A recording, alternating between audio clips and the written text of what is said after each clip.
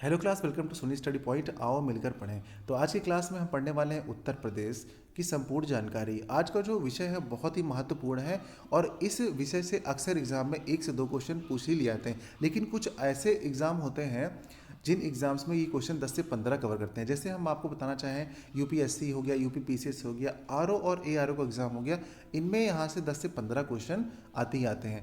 Other जो exams होते हैं, जैसे आपका सीटेट हो गया, आपका यूपी टेट हो गया, आपका रेलवे हो गया, एसएससी हो गया, यूपीएसआई हो गया, आपका सीआईएसएफ हो गया, तो इन सब एग्ज़ाम्स में क्या होता है कि 2 नंबर या 1 नंबर या 3 नंबर इतने नंबर तक मिल जाते हैं। तो किसी ना किसी एग्ज़ाम में, चाहे जो भी एग्ज़ाम हो, ये विषय बहुत इंपॉर्टेंट है।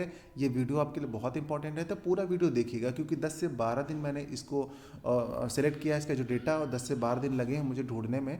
उसके बाद मैं रिप्रेजेंट किया हूँ उस सीक्वेंस में कि जिससे आपको आसानी हो कौन से क्वेश्चन किस फील्ड के हैं। तो आप पूरा वीडियो देखेंगे तो आपको आइडिया लग जाएगा कि इसमें मेहनत मैंने कितनी की है। तो मेरी मेहनत को देखते हुए अगर आपको अच्छा लगे तो मेरे वीडियो को लाइक कर दीजिएगा और चैनल को सब्सक्राइब कर दीजिएगा। चलिए स्टार्ट करते हैं अपना वीडियो। देखिए, सबसे पहले नामकरण की बात करते हैं। तो उत्तर प्रदेश का जो नामकरण है वो 1900 सदी से अभी तक कितना रहा है। 19वीं सदी से आज तक उसके क्या क्या नाम बदले गए हैं। तो 1836 से लेकर 1877 तक जो नाम था इसका, वो उत्तर पश्चिम प्रांत था।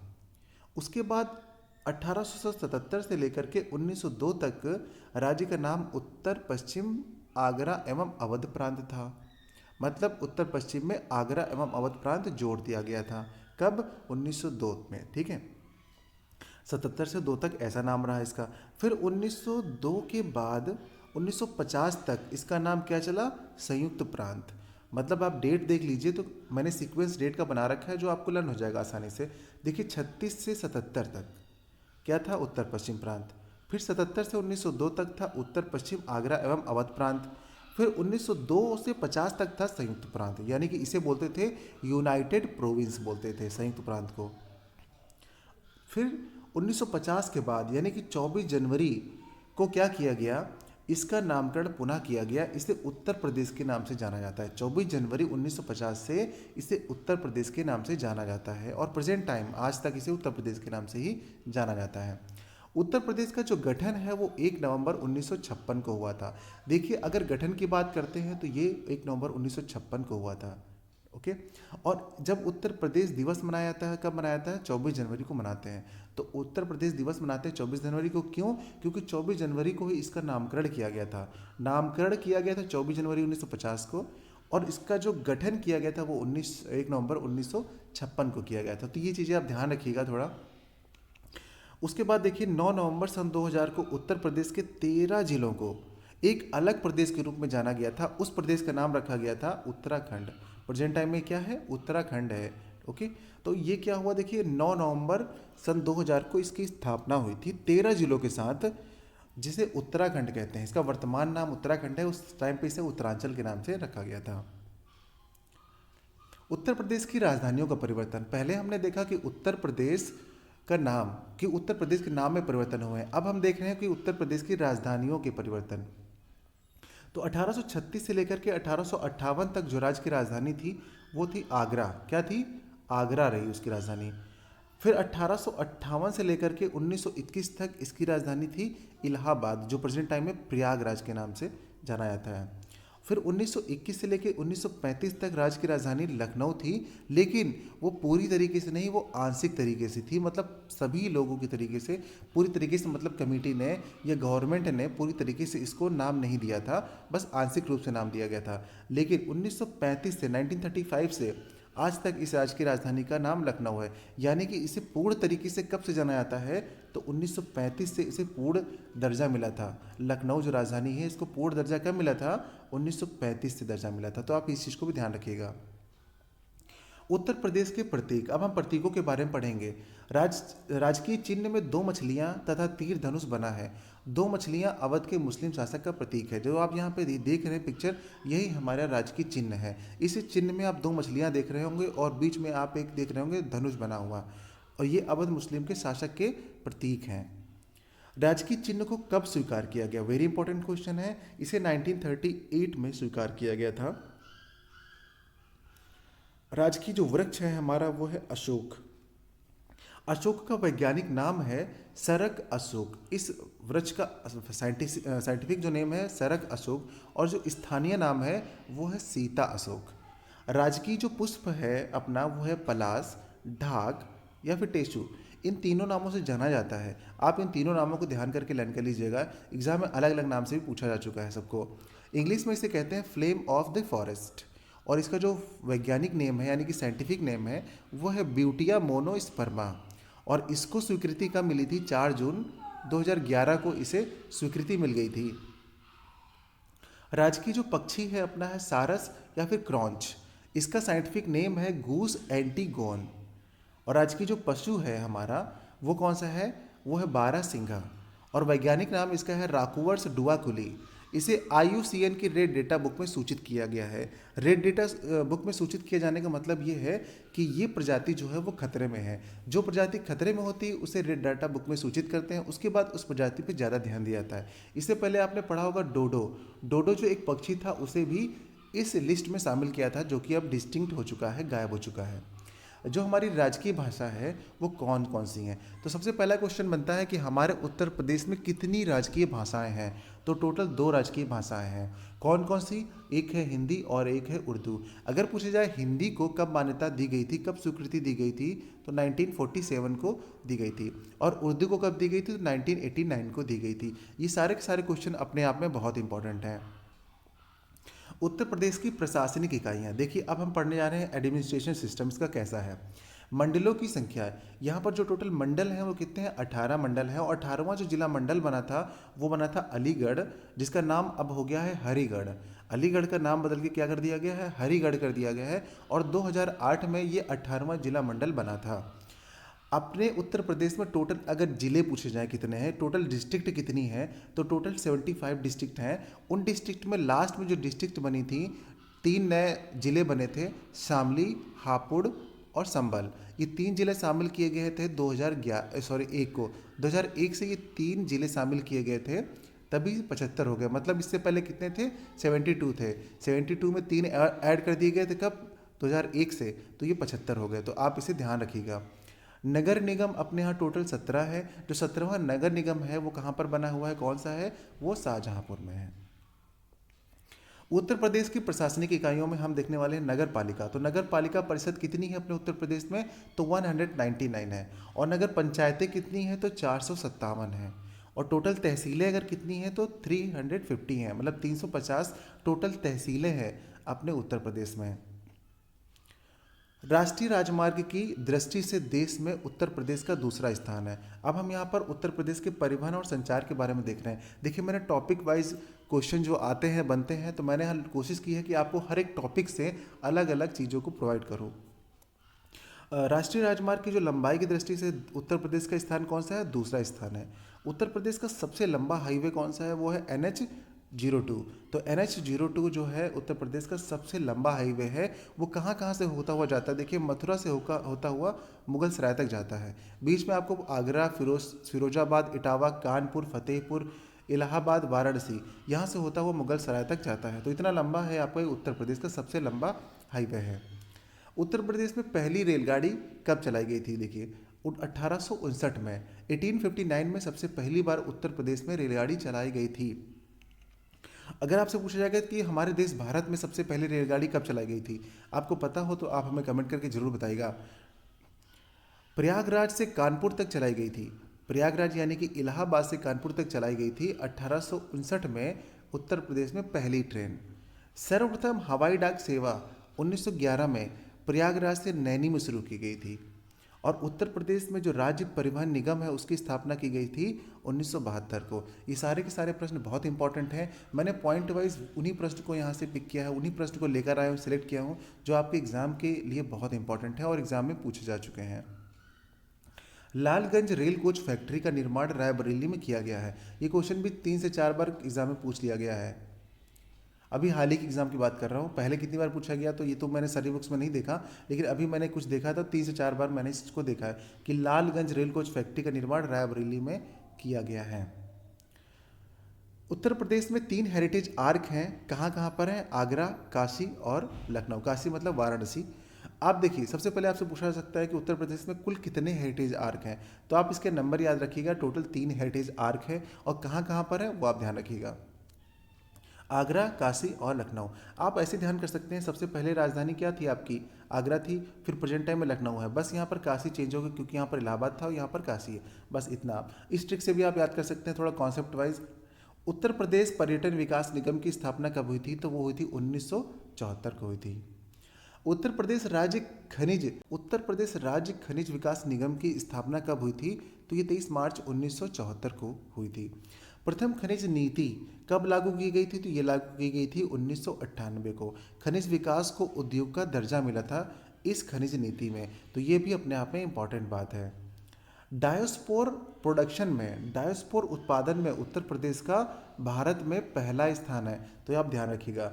हमीरपुर में डायोस्पोर और पाइप्रोफिलाइट के सर्वाधिक भंडार हैं। किसके, डायोस्पोर और पाइप्रोफिलाइट। ये क्वेश्चन पूछे जाते हैं कि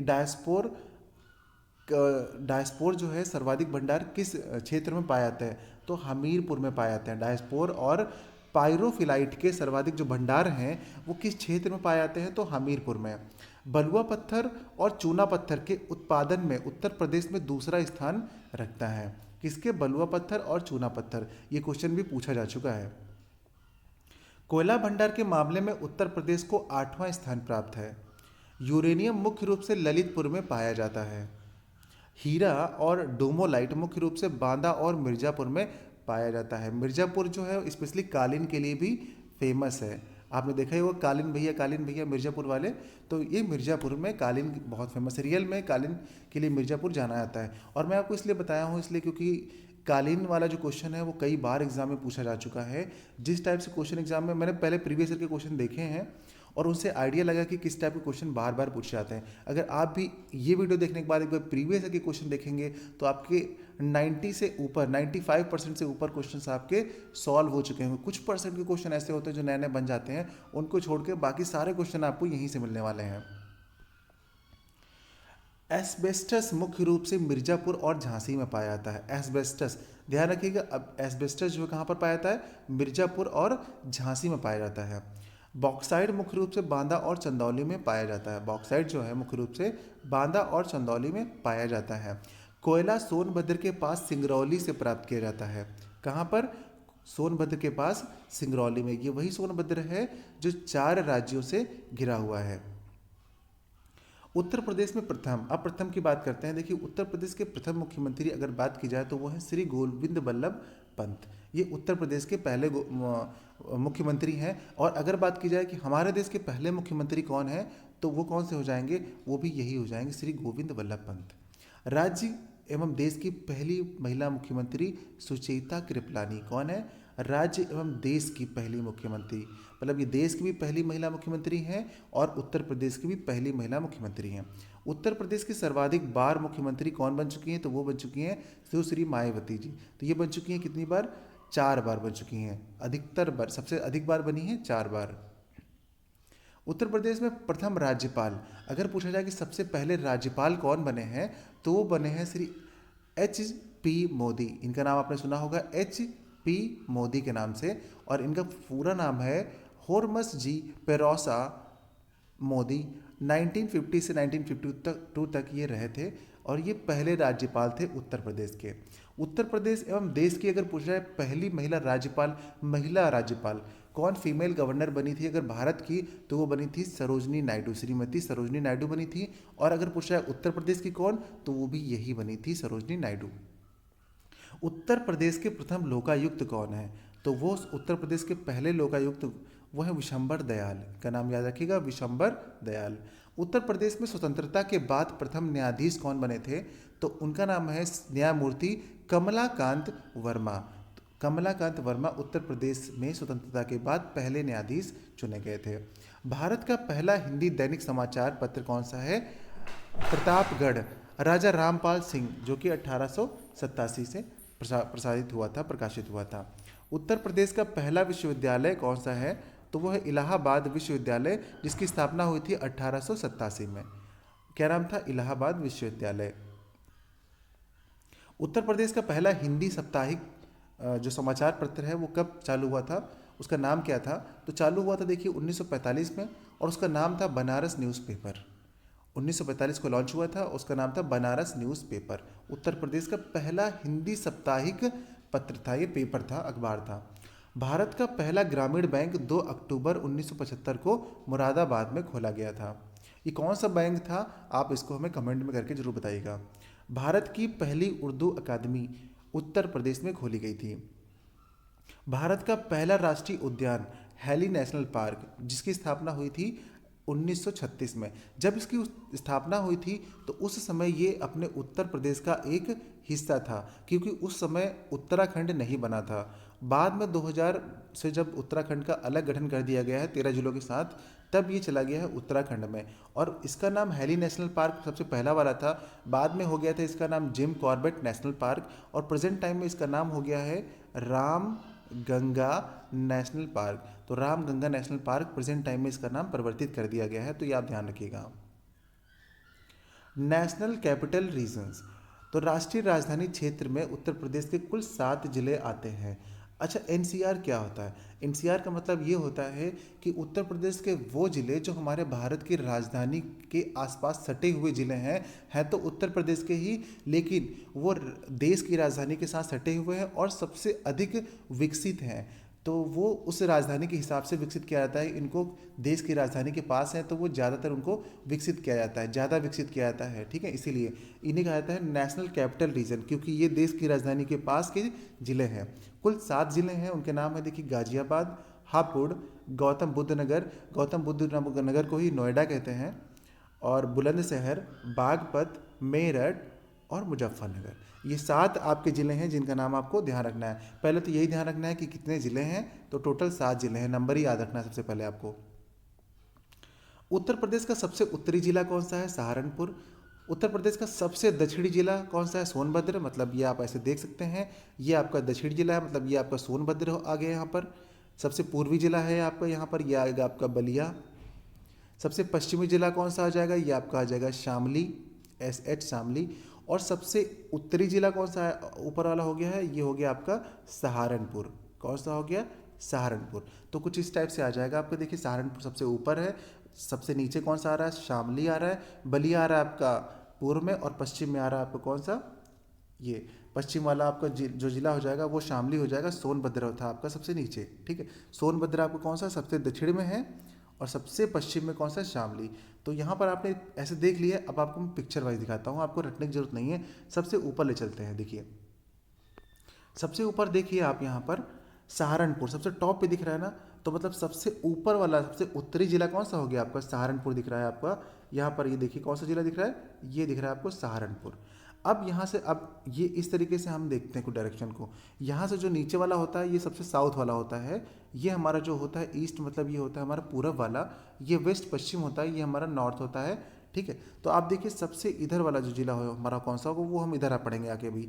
लेकिन सबसे ऊपरी जिला जो हो रहा है हमारा, ये कौन सा है? सहारनपुर। और सहारनपुर के बाद सबसे पश्चिमी जिला कौन सा बन रहा है? देखिए नीचे वाला ये आ रहा है। क्योंकि इस सीधे में देखेंगे कोई जिला आपको नहीं मिलने वाला है, तो ये शामली जो पड़ेगा आपको कहाँ पे पड़ेगा? ये आपका पड़ जाएगा पश्चिमी हिस्से में पड़ जाएगा। कौन से हिस्से में पड़ जाएगा? पश्चिम हिस्से में।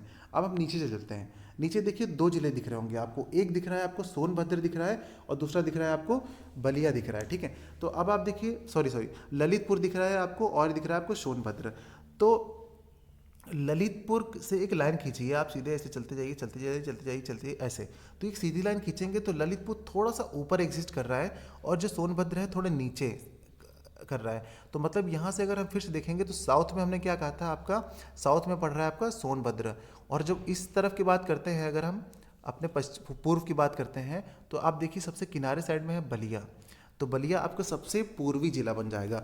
आप मैप से एक बार देख लेंगे तो आपके माइंड में सेट हो जाएगा। सबसे नीचे वाला मतलब दक्षिणी जिला कौन सा हो जाएगा आपका? सोनभद्र। सबसे पूर्वी जिला हो जाएगा आपका बलिया। उसके बाद मैंने आपको ये बताया था कि सबसे ऊपरी जिला सहारनपुर, और सबसे इधर ऊपरी मतलब उत्तरी जिला, और सबसे पश्चिमी जिला शामली। तो यहाँ से देखिए आपको इतनी इन्फॉर्मेशन मिल गई पिक्चर वाइज, तो आपको ध्यान हो जाएगा। अभी देखिए जैसा कि आप देख रहे हैं, एक चीज़ और देख लीजिए यहाँ पे क्वेश्चन कहाँ से क्या क्या पूछा जाता है, इंपॉर्टेंट इन्फॉर्मेशन है। देखिए अब यहाँ से जैसे कि आप ये देख रहे हैं ललितपुर, आपने ललितपुर को देखा है, ये है ललितपुर। ललितपुर जो है किस राज्य में आता है? ठीक, ये क्वेश्चन पूछा जाता है कि ललितपुर जो है वो किस राज्य में पड़ता है और वो किस राज्य से पूरी तरीके से घिरा हुआ है, ऐसे पूछा जाता है। आपसे पूछा जाता है कि सोनभद्र जो है ना टोटल कितने राज्यों से घिरा हुआ है। तो सोनभद्र कितने राज्यों से घिरा हुआ है ये भी आपको याद करने की जरूरत नहीं है, इसकी पिक्चर दिखाते हैं हम मैप में आपको। और ललितपुर से, इन दो जिलों से बहुत क्वेश्चन पूछे जाते हैं, तो इन दोनों के बारे में चलिए हम थोड़ा डिटेल में पढ़ लेते हैं। ये देखिए अपना मैप है भारत का। यहाँ पे जो अपना बीच वाला देख रहे हैं आप रेड वाला, ये है उत्तर प्रदेश। उत्तर प्रदेश में आप ये देखिए कि उत्तर प्रदेश में जो ये वाला हिस्सा है ये है ललितपुर। ललितपुर पूरी तरीके से एमपी यानी मध्य प्रदेश से घिरा हुआ है। तो ये तो आपको लर्न करने की जरूरत नहीं है, पूरी तरीके से घिरा हुआ जिला कौन है उत्तर प्रदेश का, इकलौता जिला है ललितपुर।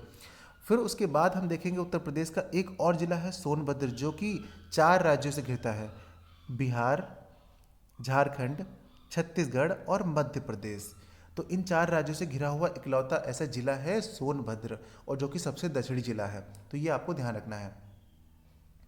उत्तर प्रदेश की सर्वाधिक लंबी सीमा रेखा मध्य प्रदेश के साथ बनती है। किसके साथ बनती है? मध्य प्रदेश के साथ। उत्तर प्रदेश की न्यूनतम सीमा रेखा हिमाचल प्रदेश के साथ बनती है। जैसा कि फिर हम मैप में देख लेते हैं यहाँ पर कि सबसे लंबी रेखा किसके साथ बनती है, सबसे छोटी रेखा किसके साथ बनती है। तो यहाँ पर देखिए आपका ये है मध्य प्रदेश। मध्य प्रदेश से देखिए यहाँ से स्टार्ट हो रहा है, इस राज्य से, झारखंड से लेकर के आप देख रहे हैं छत्तीसगढ़ के पास से लेकर इतना बड़ा इतना बड़ा इतना बड़ा इतना बड़ा इतनी लंबी जो आप देख रहे हैं रेखा, ये जोड़ रहा है मध्य प्रदेश। तो सबसे ज़्यादा जो है किसके साथ जुड़ा हुआ है, ये मध्य प्रदेश के साथ जुड़ा हुआ है। अब हम ऊपर देखते हैं सबसे कम किसके साथ जुड़ा हुआ है। तो आप ऊपर देखेंगे यहाँ पर हिमाचल प्रदेश, देखिए छोटा सा हिस्सा है, हल्का सा टच कर रहा है यहाँ पर। तो सबसे कम जो है वो हिमाचल प्रदेश के साथ अपना राज्य टच कर रहा है। यूपी का कौन सा जिला 3 तरफ से एमपी से घिरा है? देखिए मैंने अभी आपको बताया ललितपुर। अब आपको ये इतनी अच्छी तरीके से याद हो गया होगा कि आपको और कहीं से पढ़ने की जरूरत ही नहीं है। मैदानी क्षेत्र में सर्वाधिक वर्षा गोरखपुर में होती है, बहुत बार क्वेश्चन पूछा जा चुका है। उत्तर प्रदेश का सबसे बड़ा जिला कौन सा है? लखीमपुर खीरी उत्तर प्रदेश का सबसे बड़ा जिला है, जिसका एरिया है 7680 किलोमीटर का। उत्तर प्रदेश का सबसे छोटा जिला कौन सा है? भदोही है, जिसे संत रविदास नगर भी कहते हैं। उत्तर प्रदेश का सबसे अमीर जिला कौन सा है? गौतम बुद्ध नगर है। कौन सा है? गौतम बुद्ध नगर, जो कि नोएडा के नाम से जाना जाता है। मैदानी क्षेत्र में सबसे कम वर्षा कहाँ पर होती है? तो सबसे कम वर्षा होती है मथुरा में। सबसे अधिक वर्षा मैंने अभी आपको बताया था गोरखपुर में, और सबसे कम वर्षा कहाँ पे होती है? मथुरा में। मैदानी क्षेत्र के हिसाब से ध्यान रखिएगा।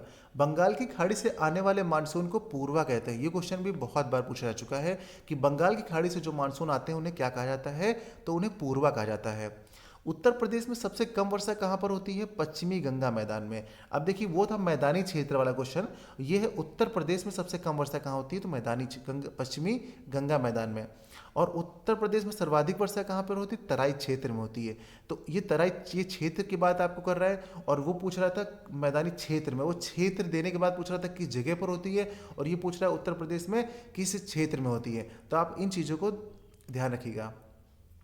अब हम पढ़ते हैं प्रोडक्शन के बारे में, फसल के बारे में, और कुछ संस्थानों के बारे में। उत्तर प्रदेश में कुल कृषि जलवायु क्षेत्र कितने हैं? 9। उत्तर प्रदेश में कुल पारिस्थितिकी क्षेत्र कितने हैं? टोटल 20 हैं। कितने? 20 क्षेत्र हैं टोटल।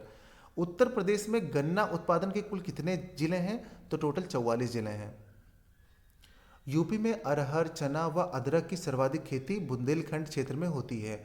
तो यूपी में अरहर की खेती सबसे ज़्यादा कहाँ होती है? बुंदेलखंड। चने की खेती कहाँ पे होती है?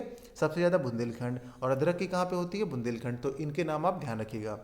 यूपी में आंवला का सर्वाधिक उत्पादन कहाँ पर होता है? प्रतापगढ़ में।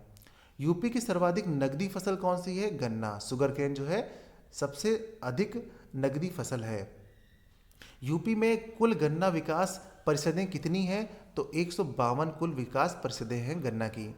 यूपी में अफीम की सर्वाधिक खेती कहाँ पर होती है? गाजीपुर व बाराबंकी, इन 2 जगहों पर होती है। ये जो भी मैं आपको बता रहा हूँ ये बहुत इंपॉर्टेंट है, इन्हें आप लर्न जरूर कर लीजिएगा। बहुत ज़्यादा बार एग्जाम में पूछे गए हैं, इन सब से क्वेश्चन पूछे गए हैं। अगर आपको वो प्रीवियस ईयर के क्वेश्चंस चाहिए, मतलब कि मैं एक टेस्ट के फॉर्म में जैसे क्वेश्चन उसके 4 ऑप्शन बना दूँ 50 क्वेश्चन का, तो आप हमें कमेंट करिएगा, मैं आपके लिए वो वीडियो जरूर बना दूंगा जिसमें सिर्फ प्रीवियस ईयर के क्वेश्चन ही पूछे जाएंगे। मूंगफली उत्पादन सर्वाधिक क्षेत्र कौन सा है? तो वो रुहेलखंड है। आप ध्यान रखिएगा, मूंगफली के बारे में पूछा जा रहा है, सबसे अधिक कौन सा है? तो रुहेलखंड है। चावल उत्पादन के विशेष क्षेत्र तराई व पूर्वी उत्तर प्रदेश हैं। उत्तर प्रदेश में कपास के उत्पादन क्षेत्र कौन कौन से हैं? गंगा, यमुना, दोआब व रुहेलखंड। ये दो जगह जो हैं काफ़ी फेमस हैं, किसके लिए? कपास के उत्पादन के लिए। उत्तर प्रदेश में सर्वाधिक कृषि श्रम उत्पादकता वाला क्षेत्र कौन सा है? तो वो है आपका पश्चिमी उत्तर प्रदेश। दशहरी आम का विशेष क्षेत्र कौन सा है? मतलब दशहरी आम के लिए कौन सा क्षेत्र फेमस है? तो वो मलिहाबाद फेमस है दशहरी आम के लिए। लंगड़ा आम के लिए कौन सा क्षेत्र फेमस है? तो वो वाराणसी फेमस है। अमरूद प्रशिक्षण एवं प्रयोग केंद्र कहाँ पर है? तो वो प्रयागराज है, यानी कि इलाहाबाद, जिसका नाम बदल के प्रयागराज कर दिया गया है, और ये अमरूद के लिए फेमस है। आम के लिए प्रयोग एवं प्रशिक्षण केंद्र कहाँ पर स्थित है? तो वो आपका लखनऊ में है। आलू को अन्य प्रदेश में ताज ब्रांड के नाम से बेचा जाता है। तो ये भी क्वेश्चन पूछा जाता है कि ताज ब्रांड के नाम से किस सब्जी को बेचा जाता है? तो वो आलू है। उत्तर प्रदेश में पान की खेती के लिए प्रसिद्ध जिला कौन सा है? बांदा। बांदा जिला जो है वो पान की खेती के लिए प्रसिद्ध है। उत्तर प्रदेश में सर्वाधिक क्षेत्र में बोई जाने वाली फसल कौन सी है? गेहूं। उत्तर प्रदेश में सबसे ज़्यादा जो स्थानों पर बोई जाती है वो फसल है गेहूं। भारत की पहली चीनी मिल 1903 में यूपी में बनाई गई थी। कहाँ पर? प्रतापपुर में। और वो कहाँ पड़ता है? आपके देवरिया में पड़ता है। तो देवरिया के प्रतापपुर में भारत की सबसे पहली चीनी मिल बनाई गई थी 1903 में। भारत में कृषि विश्वविद्यालय पंतनगर में स्थित है। भारतीय चारागाह एवं चारा अनुसंधान संस्थान झांसी में स्थित है। किसान मित्र योजना 18 जून सन 2001 को लागू की गई थी। किसान बही योजना 1992 से स्टार्ट की गई थी। ये सारे प्रश्न इस तरह के मैंने देखा एग्जाम में पूछे गए, तो मैं इनकी भी एक लिस्ट आपके लिए लेकर आया हूँ, क्योंकि ये क्वेश्चन अक्सर लिस्ट में पूछ लिए जाते हैं और ये टिक करने के लिए दे दिए जाते हैं। इनकी डेट सामने होगी और योजना सामने होगी, आपको मैचिंग कराना होगा। कुछ इस टाइप से नहीं मैच कराते हैं, तो ये इस टाइप से क्वेश्चन में पूछा जाता है। किसान क्रेडिट कार्ड योजना कब से लागू हुई थी? ये 1998 और 99 के बीच में लागू हुई थी। यूपी की सर्वाधिक प्रदूषित नदी कौन सी है? तो ये है आपकी यमुना। उत्तर प्रदेश की सबसे प्रदूषित नदी है यमुना नदी है। यूपी की सबसे लंबी नहर कौन सी है? तो शारदा नहर है। यूपी में प्रथम वन नीति कब लागू की गई थी? तो ये लागू की गई थी 1952 में। और दूसरी वन नीति जो लागू की गई थी वो की गई थी 1998 को। यूपी का राष्ट्रीय उद्यान कौन सा है? तो इकलौता राष्ट्रीय उद्यान है दुधवा राष्ट्रीय उद्यान। दुधवा नेशनल पार्क जो है इकलौता राष्ट्रीय पार्क है हमारे उत्तर प्रदेश का। अब देखिए वन्यजीव विहार के बारे में पढ़ लेते हैं। यहाँ से भी क्वेश्चन बहुत बार पूछे जाते हैं। चंद्रप्रभा वन्यजीव विहार जो कि चंदौली में स्थित है, और ये सबसे पहला वन्यजीव अभ्यारण्य है। हमारा जो विहार है वन्यजीव विहार है, सबसे पहला वाला यही है चंद्रप्रभा। महावीर स्वामी वन्यजीव विहार ये ललितपुर में स्थित है और सबसे छोटा है ये। तो देखिए यहाँ से सबसे पहला पूछा जाएगा, सबसे पहला वन्यजीव विहार कौन सा है? तो ये आपका चंद्रप्रभा है। और सबसे छोटा अगर पूछा जाए कि सबसे छोटा वन्यजीव विहार कौन सा है, तो आपका कहाँ पे कौन सा है? महावीर स्वामी। और ये पूछ लिया कि सबसे छोटा वन्यजीव अभ्यारण्य कहाँ स्थित है, कहाँ पड़ता है? तो ललितपुर में पड़ता है। और ललितपुर हमने देखा था कि पूरी तरीके से मध्य प्रदेश से घिरा हुआ है। कैमूर वन्यजीव विहार कहाँ पड़ता है? तो ये आपका मिर्जापुर में पड़ता है। हस्तिनापुर वन्यजीव विहार कहाँ पड़ता है? तो ये मेरठपुर, मुजफ्फरनगर और गाजियाबाद। ये सबसे बड़ा है आपका, ये सबसे बड़ा है। अगर बड़े की बात की जाए सबसे बड़ा, पीछे हमने देखा था कि सबसे पहला कौन सा था, सबसे छोटा कौन सा था, अब हमने आपको बताया सबसे बड़ा कौन सा है। तो देखिए सारे के सारे क्वेश्चन घुमा घुमा के पूछे जाएंगे, पर आपको कन्फ्यूज़ नहीं होना है। हस्तिनापुर जो है वो इन 3 जगहों को टच कर रहा है। ये 3 आपके दिख रहे हैं जिले हैं, मेरठ, मुजफ्फरनगर और गाजियाबाद। इन 3 जिलों को टच करता हुआ बना हुआ है, तो ये सबसे बड़ा है। कछुआ वन्यजीव विहार वाराणसी में। आपसे ये भी पूछ लिया जा सकता है कि हस्तिनापुर वन्यजीव विहार है वो कितने जिलों को टच करता है, कितने जिलों को छूता है? तो कितने जिलों को? 3 जिलों को। कौन कौन से आपने नाम दे रखे हैं। कतनिया घाट वन्यजीव विहार कहाँ पड़ता है? तो ये आपका बहराइच में पड़ता है। ये बहुत इंपॉर्टेंट है, बहुत पूछ लिया जाता है, क्योंकि नाम इसका थोड़ा सा डिफरेंट है, इसलिए बहुत पूछा जाता है। रानीपुर वन्यजीव विहार कहाँ पड़ता है? तो ये आपका चित्रकूट में पड़ता है। राष्ट्रीय चंबल वन्यजीव विहार कहाँ पड़ता है? ये आपका इटावा में पड़ता है। सुहेलवा वन्यजीव विहार कहाँ पड़ता है? तो ये आपका श्रावस्ती में पड़ता है। सोहागी बरवा वन्यजीव विहार कहाँ पड़ता है? तो ये महाराजगंज में पड़ता है आपका। अब पक्षी अभ्यारण्य के बारे में देखिए। नवाबगंज पक्षी विहार शहीद चंद्रशेखर आज़ाद पक्षी विहार के नाम से भी इसे जाना जाता है, और ये उन्नाव में स्थित है, और ये सबसे पहला है ये नवाबगंज का पक्षी विहार। ठीक है। लाख पहोसी पक्षी विहार ये कन्नौज में स्थित है और ये सबसे बड़ा है। तो सबसे बड़ा कहाँ पर है? कन्नौज में है। उसका नाम है लाख पहोसी पक्षी विहार। सबसे पहला कहाँ पर है? नवाबगंज पक्षी विहार है, जो कहाँ पड़ता है? उन्नाव में है। सैंडी पक्षी विहार ये हरदोई में स्थित है। समान पक्षी विहार ये मैनपुरी में स्थित है। पार्वती आरंगा पक्षी विहार ये गोंडा में पड़ता है। विजय साक्षर पक्षी विहार ये महोबा और हमीरपुर में पड़ता है। पटना पक्षी विहार ये आपका एटना में पड़ता है और ये सबसे छोटा है। सुरहा ताल पक्षी विहार ये बलिया में है और लोकनायक पक्षी विहार के नाम से भी इसे जाना जाता है। भीमराव अंबेडकर पक्षी विहार, इसे बेंती पक्षी विहार के नाम से भी जाना जाता है और ये प्रतापगढ़ के कुंडा में स्थित है। समसपुर पक्षी विहार ये रायबरेली में स्थित है। सुर सरोवर पक्षी विहार ये आगरा में स्थित है। ओखला पक्षी विहार ये गाजियाबाद और गौतम बुद्ध नगर दोनों को स्पर्श करता हुआ बना हुआ है, ओखला पक्षी विहार।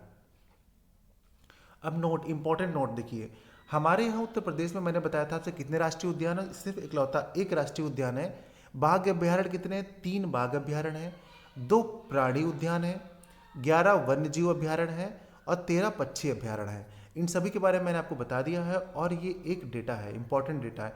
आप इस तरह से देखेंगे तो आपको सारे के सारे एक साथ लर्न हो जाएंगे। कितने राष्ट्रीय उद्यान? 1 बाघ अभ्यारण्य, 3 2 प्राणी उद्यान, 11 वन्यजीव अभ्यारण्य और 13 पक्षी अभ्यारण्य। यूपी के हवाई अड्डे, चकेरी हवाई अड्डा कानपुर में स्थित है। खेरिया हवाई अड्डा आपका आगरा में स्थित है। ताज अंतर्राष्ट्रीय हवाई अड्डा कहाँ पर पड़ता है? फिरोजाबाद में। जो ताज अंतर्राष्ट्रीय हवाई अड्डा है वो फिरोजाबाद में स्थित है। हिंडन हवाई अड्डा गाजियाबाद में। जेबर हवाई अड्डा कहाँ पड़ता है? तो गौतम बुद्ध नगर में पड़ता है। लाल बहादुर शास्त्री अंतर्राष्ट्रीय हवाई अड्डा ये कहाँ पड़ता है? आपका वाराणसी में।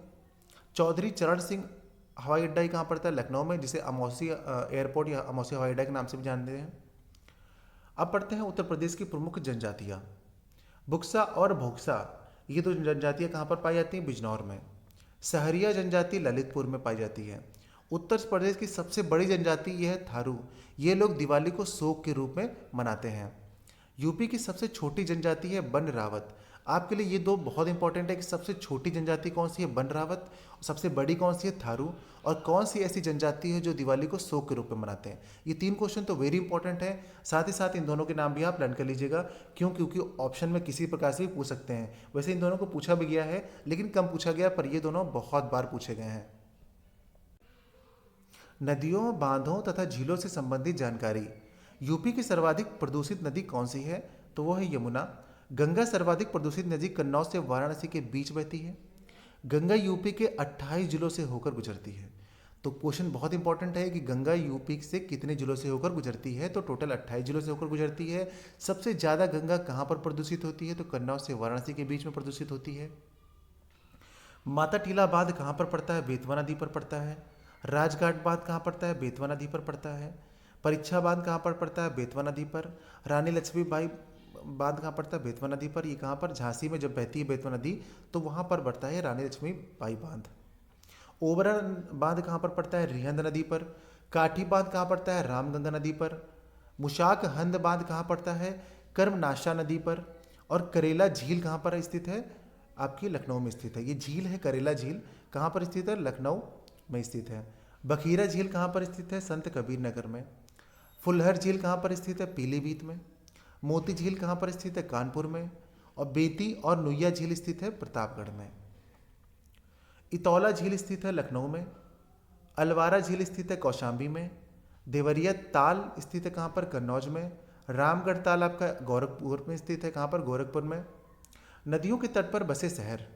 मथुरा यमुना नदी पर स्थित है। ललितपुर बेतवा नदी पर स्थित है।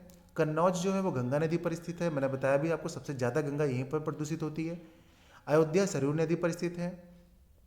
जौनपुर गोमती नदी पर स्थित है। लखनऊ भी गोमती नदी के किनारे स्थित है। मुरादाबाद रामगंगा नदी पर स्थित है। चित्रकूट मंदाकिनी या फिर पश्चिमी नदी पर स्थित है। प्रतापगढ़ साई नदी पर स्थित है। सोनभद्र सोन नदी पर स्थित है। गाजियाबाद हिंडन नदी पर स्थित है। गोरखपुर राप्ती नदी पर स्थित है। उत्तर प्रदेश की जनसंख्या, राज्य की कुल जनसंख्या का 19.9.8 करोड़ जनसंख्या है कुल राज्य की। ये हमारे देश की कुल जनसंख्या का इतना है। तो राज्य की कुल जनसंख्या कितनी है? 19.98 करोड़। राज्य की जनसंख्या देश की जनसंख्या का कितना प्रतिशत है? तो यह 16.51%। उत्तर प्रदेश में गौतम बुद्ध नगर की साक्षरता दर सबसे अधिक है, कितनी है? 80.12%, यानी कि 80.12% है। गौतम बुद्ध नगर की साक्षरता दर सबसे अधिक है। उत्तर प्रदेश में सबसे कम साक्षरता वाला जिला कौन सा है? सबसे कम लिटरेसी रेट किसकी है मतलब? तो यह है श्रावस्ती की, कितनी है? 46.7%। सर्वाधिक जनसंख्या घनत्व वाला जिला कौन सा है? गाजियाबाद। न्यूनतम जनसंख्या घनत्व वाला जिला कौन सा है? ललितपुर। सर्वाधिक शहरी जनसंख्या वाला जिला कौन सा है? गाजियाबाद। न्यूनतम शहरी जनसंख्या वाला जिला कौन सा है? श्रावस्ती। राज्य में कुल शहरी जनसंख्या का प्रतिशत कितना है? तो यह आपका 22.3%। सर्वाधिक ग्रामीण जनसंख्या वाला जिला प्रयागराज है। सबसे ज़्यादा जो ग्रामीण जनसंख्या पाई जाती है कहाँ पर? प्रयागराज में। न्यूनतम ग्रामीण जनसंख्या वाला जिला कौन सा है? गौतम बुद्ध नगर। राज्य में अनुसूचित जाति की जनसंख्या वाला जिला कौन सा है? कुल जनसंख्या का कितना है? 20%। मतलब राज्य में अनुसूचित जाति की जनसंख्या कुल जनसंख्या का 20.7% है। जितनी भी जनसंख्या है टोटल उसका अनुसूचित जाति कितना है? 20.7% है। थारू जनजाति जनसंख्या की दृष्टि से राज्य की सबसे बड़ी जनजाति है। राज्य में अनुसूचित जातियों की अधिकतम जनसंख्या वाला जिला सीतापुर है। तो मतलब एससी कैटेगरी की यानी कि अनुसूचित जातियों की सबसे अधिक जनसंख्या कहाँ पर है? सीतापुर में है। जिला और उत्पाद, जहाँ जहाँ से प्रश्न बनते हैं देखिए उन सभी फैक्टर्स को मैं लेकर आया हूँ, तो आप उन्हें ध्यान से पढ़ते रहिएगा। अगला हमारा क्या है? जिला और उत्पाद। तो आगरा किस चीज़ के लिए फेमस है? तो आगरा संगमरमर के लिए फेमस है, चमड़ा के लिए फेमस है और पत्थर के लिए फेमस है। अलीगढ़ जो है वो ताला के लिए फेमस है और डेयरी के लिए फेमस है। बरेली कत्था के लिए फेमस है, रबर के लिए फेमस है और माचिस के लिए फेमस है। वाराणसी जो है रेशम की साड़ी के लिए फेमस है और डीजल लोकोमोटिव के लिए फेमस है। हरदोई जो है वो हैंडलूम के लिए फेमस है। कन्नौज इत्र के लिए फेमस है। मिर्ज़ापुर कारपेट, पत्थर और ब्रास के लिए फेमस है। मुरादाबाद पीतल के बर्तन के लिए फेमस है। यहाँ से प्रश्न बहुत बार पूछे जा चुके हैं, तो बहुत ध्यान से आप इसे पढ़ लीजिएगा। फिरोजाबाद कांच के उत्पाद के लिए फेमस है। कानपुर चमड़ा, सूती व ऊनी मिलें और एयरक्राफ्ट के लिए फेमस है। सहारनपुर कागज के लिए और सिगरेट के लिए फेमस है। बदायूं आपका जरी जरदोजी के लिए फेमस है। हाथरस हींग के लिए फेमस है। भदोही कालीन के लिए और दरी के लिए फेमस है। मुजफ्फरनगर गुड़ उत्पाद के लिए फेमस है। कानपुर देहात एल्युमिनियम के बर्तन के लिए फेमस है। ललितपुर जरी सिल्क साड़ी के लिए फेमस है। लखनऊ चिकनकारी व जरी जरदोजी के लिए फेमस है। और गोरखपुर जो है टेराकोटा के लिए फेमस है। उम्मीद करते हैं वीडियो आपको पसंद आया होगा। अगर आपको पीडीएफ चाहिए तो हमारे लिंक पर नीचे जाइए, आपको मिल जाएगा। वीडियो पीडीएफ भी हम आपको डाल देंगे आपके लिए, तो आप यहाँ से डाउनलोड कर लीजिएगा। हमारे वीडियो को फटाफट कर दीजिए लाइक और चैनल को भी सब्सक्राइब। उम्मीद करते हैं आपको वीडियो बहुत पसंद आया होगा। अंत तक हमारे साथ बनने के लिए आपका बहुत बहुत थैंक यू। मिलते हैं नेक्स्ट वीडियो में।